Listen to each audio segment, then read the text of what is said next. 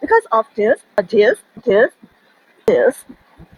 because of this fault, you still feel insecure. Hello, happy World Vitiligo Day to all my gorgeous lady. နေ့စနေတိုင်းကျွန်တော်25ရက်နေ့ဆိုလို့ရှိရင်World Vitiligo Day ကိုကျင်းပကြတယ်။အဓိက awareness ကဘာလုပ်ပေးလဲဆိုလို့ရှိရင်ခရုတင်ဟာကိစ္စယောဂမဟုတ်တဲ့အကြောင်းပြီးလို့ရှိရင်အချင်းချင်းကုညီအားပေးမှုတွေပေးကြရတယ်။ပြီးစိတ်သက်ကြကြစရာမလိုတဲ့အကြောင်းရဲ့ဒါဒီယောဂမဟုတ်တဲ့အကြောင်းအမှုပညာတစ်ခုဖြစ်တဲ့အကြောင်းဆိုပြီးတော့တော်တော်များလူသိများလာအောင် awareness ပေးကြတဲ့ပွဲတစ်ပွဲဖြစ်တယ်ပေါ့နော်။ဒီ World Vitiligo Day မှာပေါ့နော်။ကျွန်မဖက်ကနေပြီးတော့မှအဓိကပြောချင်လဲဆိုလို့ရှိရင်အခုထိကိုလေအတူပြတ်မဝတ်ရတာကိုက confident မရှိဘူးဆိုတာကိုတွေ့နေရတယ်ပေါ့နော်ကျွန်မကိုလည်းစကားလေးလာပြောကြရတယ်ညီမလေးက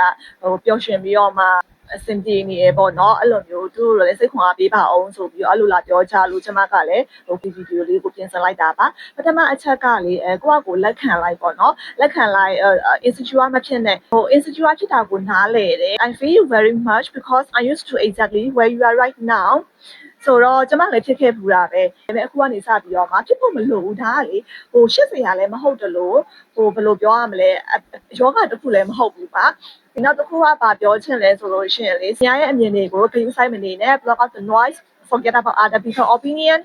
ကိုဝတ်ချင်တာကိုဝတ်လို့ရတယ်အတူပြဝတ်ချင်လားလက်ပြဝတ်ချင်လားဝတ်လိုက်ပေါ့နော်people might look let them look သူတို့ကတော့ကြည်မှာပဲဟုတ်တယ်မလားဆိုတော့ဘာလို့လဲဆိုတော့ we are special we are unique so girl from now on wear whatever you want people might look let them look okay ပြန်ပြီးတော့ဒီကုံချောင်းရမယ်ဆိုလို့ရှိရင်ပထမတစ်ခုကကိုလက်ခံလိုက်ဒုတိယတစ်ခုက stop caring too much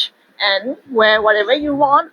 so to all my gorgeous lady out there to everyone who live with vitiligo you are special you are unique and